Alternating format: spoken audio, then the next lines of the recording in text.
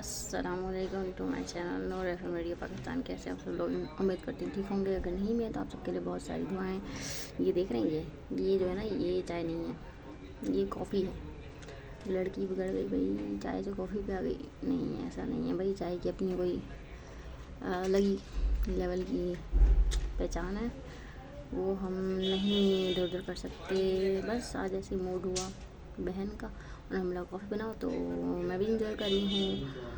हाँ, और उसके साथ क्या है हमारे पास, ये देखें भाई, हमारे पौधे जो है ना बड़े कैसे हो गए हैं, बड़े बड़े। और उसके साथ है टड़ा, ये शाही का मिक्स नमको, शाही का है तो अच्छा ही होगा। ये जो मेरी एडवर्टाइजमेंट चल रही है यहाँ पे ज़रा।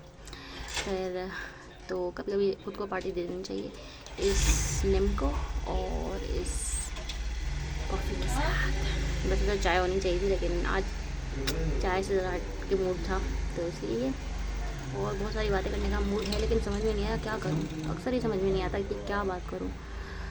हाँ, कल से थोड़ी हवा चेंज हुई है, जो है गर्म हवा के बजाय चल रही है थोड़ी ठंडी हवा।